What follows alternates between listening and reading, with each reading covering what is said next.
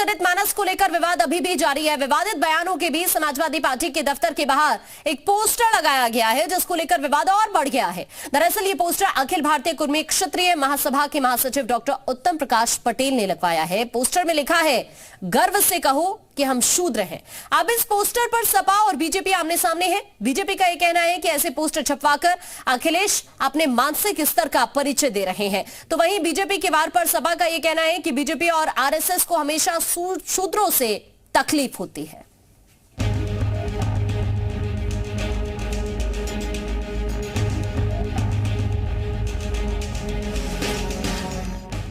रामचरितमानस विवाद के बहाने सपा ने वोट बैंक की सियासत को धार देने की रणनीति पर काम करना शुरू कर दिया है। जातीय जनगणना का जो बीज बिहार में बोया गया, उसे यूपी में पानी देकर आम चुनावों में इसकी फसल लहलहाने की तैयारी है। रामचरितमानस की एक चौपाई के बहाने दलितों और पिछड़ों को सियासी आग में झोंकने की सपा ने मानो पूरी तैयारी कर ली है। स्वामी प्रसाद मौर्य को अखिलेश यादव का समर्थन और फिर सपा दफ्तर के बाहर लगे गर्व से कहो हम शूद्र हैं, ये पोस्टर बताने के लिए काफी है कि सपा ने इस विवाद की पटकथा पहले ही लिख दी थी। समाजवादी पार्टी कार्यालय के ठीक सामने एक पोस्टर जो है वो लगाया गया है। आप तस्वीरों में देख सकते हैं कि डॉक्टर शूद्र उत्तम प्रकाश सिंह पटेल की तरफ से ये पोस्टर जो है ये समाजवादी पार्टी कार्यालय के ठीक सामने लगाया गया है, जिसमें आप देख सकते हैं कि जो उत्तम प्रकाश पटेल हैं उनकी तस्वीर लगी है। इसके साथ साथ जो जातियां हैं उनका जिक्र किया गया है। अखिल भारतीय कुर्मी क्षत्रिय महासभा से जुड़े ये हैं और समाजवादी पार्टी के ठीक कार्यालय के सामने जो है ये पोस्टर लगाया गया है। लगातार जिस तरह से अखिलेश यादव का बयान इस पूरे मामले को लेकर आ रहा है, उसके बाद अब फिलहाल उत्तर प्रदेश में एक नई जो राजनीति है वो देखने को मिल रही है। और आप इस विवाद की क्रोनोलॉजी समझिए। 22 जनवरी को स्वामी प्रसाद मौर्य रामचरितमानस को लेकर विवादित बयान देते हैं। फिर उनकी अखिलेश यादव से मुलाकात होती है। अगले दिन उनको राष्ट्रीय कार्यकारिणी में जगह मिलती है, उनका प्रमोशन होता है। फिर अखिलेश यादव शूद्र की सियासत का दांव खेलते हैं। को शूद्र, दलित को शूद्र मानते हैं।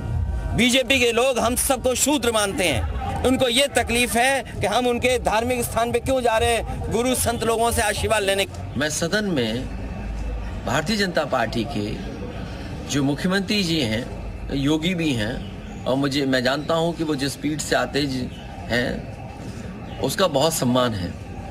कम से कम वो सदन में हमें बताएंगे शूद्र कौन है, उसके बाद बहस आगे बढ़ेगी। श्री रामचरितमानस पर इस समय जो विवाद छिड़ा है उसकी टाइमिंग पर भी सवाल उठ रहे हैं। बीजेपी इस मुद्दे को लेकर लगातार सपा पर हमलावर है।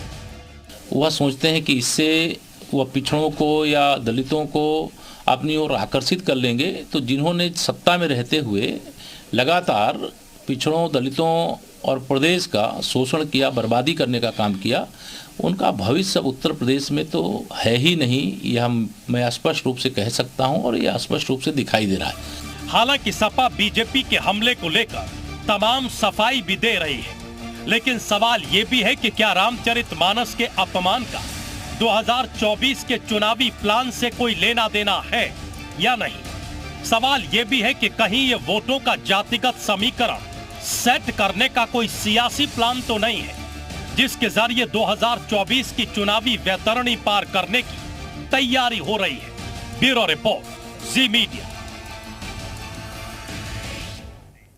लखनऊ में समाजवादी पार्टी के मुख्यालय के बाहर जो जाति सूचक पोस्टर लगा है, उस पर स्वामी प्रसाद मौर्य प्रतिक्रिया देते हुए नजर आए। उस दौरान उनकी जुबान से क्या निकल गया, आप जरा सुनिए। जब यहां धर्म के ठेकेदार